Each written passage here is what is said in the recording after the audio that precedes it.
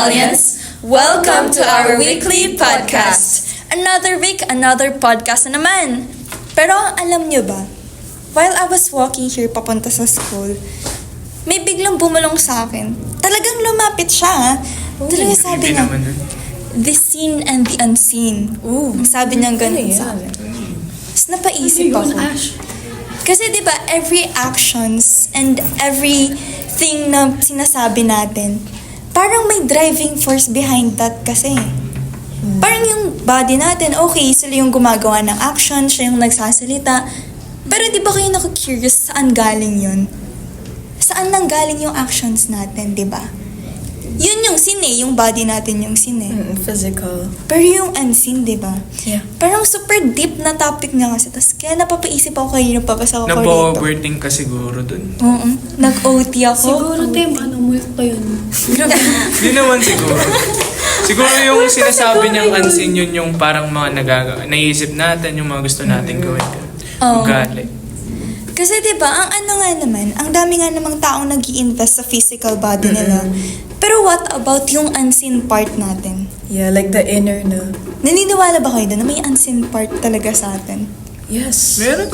Hindi naman natin nakikita yun. Yeah. Parang nararamdaman lang. Kasi it's within, inside of you. Parang kasama na sa self-awareness yun. Self-awareness. Yun pa, yun nga yung inaano ko din, diba? Kasi self-awareness, na-aware tayo sa mga sinasabi natin, sa ginagawa natin, diba? Sa thoughts natin. Tapos, ang alam nyo pa ba, last time, nung nag-church ako, ang sabi kasi, yung tao, kinokonsist siya ng tatlo. Yun yung body, yung soul, pati yung spirit. Spirits. Yeah. Tatlo siya, diba? Tapos may nabasa akong comment kanina, sabi niya ganun. May nagnakaw, sabi niya ganun. Kasi diba nanood ako ng video sa Facebook. Sabi niya ganun, hala may nagnakaw. Yun yung ginawa niyang action. Pero ano kaya yung driving force? Ano yung reason ba't niya ginawa yun? Diba? Kasi may morality eh. May right and wrong, alam natin yun. Pero sabi niya raw may nagnakaw. Alam nung taong nagnakaw na yun, yung right and wrong. Pero ano kaya yung naging reason niya? Yeah. Kaya yung naging driving force behind that. Kasi no, ang alam ko kasi, ang body ang seen. Ang spirit ang unseen. Yes. Ang spirit ang driving force. Yun yung, kaya tayo nakakagawa ng gantong action kasi may spirit tayo. Our spirit. Pero ang problema kasi, parang kulang tayo ng investment sa spirit natin. Kaya nakakagawa tayo ng ganong bagay. Katulad na nakita ko nila, hala may nagnakaw. Bakit niya nagawa yun? Diba? How do we invest in our spirits? Siguro feel ko yun yung pagpapalago ng spirit. Parang ang kailangan natin gawin doon is makipag-connect sa sarili natin. Kilalanin mo muna yung sarili mo. Ano yung gusto mo, ano yung ayaw mo. Kasi 'di ba meron pa nga sabi nila, yung self-determination daw. Yun daw kasi yung nag-aano sa atin eh. Nagpo-push forward ganun. Sa mga actions and decisions natin. Kasi man has a free will. May dignity rin tayo. Tapos meron pa tayong morality. May konsensya din tayo. Yes. Diba? Yeah.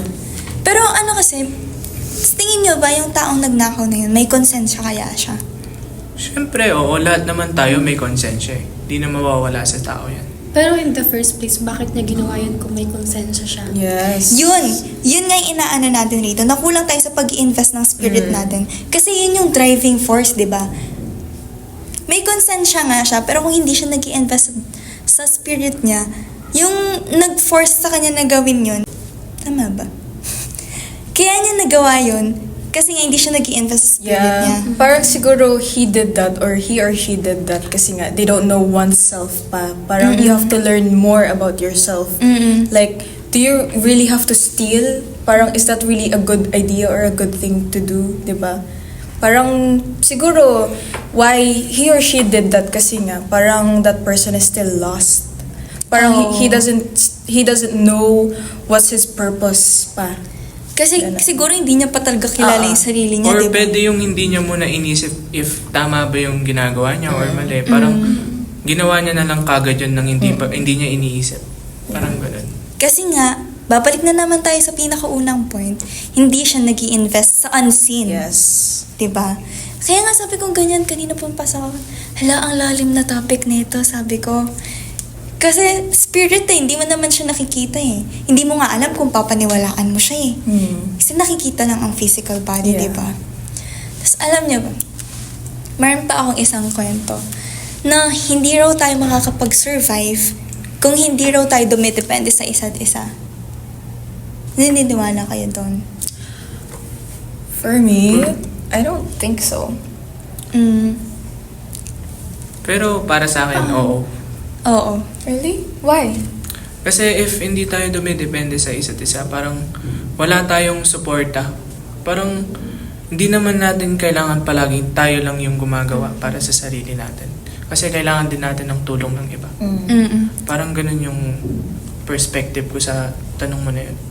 Kasi 'di ba? Kasi nga 'di ba kanina may nakasalubong nga ako. Tapos habang iniisip ko 'yun, sabi ko, yung tao meron din siyang image niya. The image niya as a social being. Kasi nga naman araw-araw may nakakasalamuha ka. Pero nagfa-fall pa rin to dun sa spirit sa body eh. Kasi may driving force pa rin. Kasi habang nakikipag-communicate ako, habang nagsasalita ako ngayon, yung spirit pa rin yung behind this eh. Hindi ba?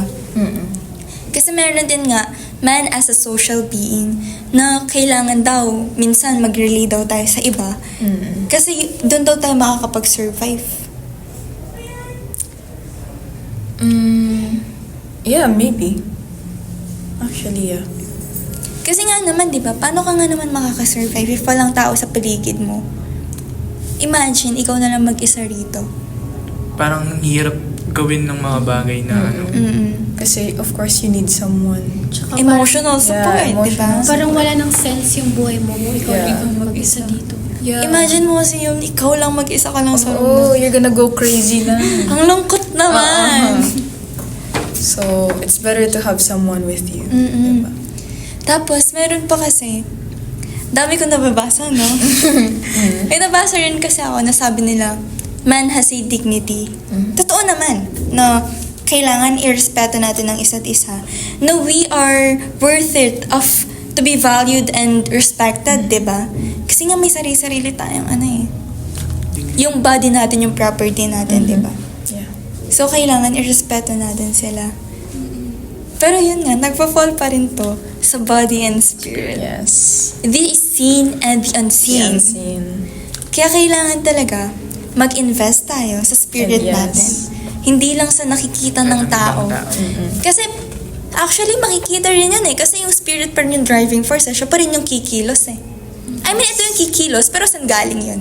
Sa spirit pa rin. Yes. So, we should invest in it. Kilalanin natin yung sarili natin. Na may free will tayo.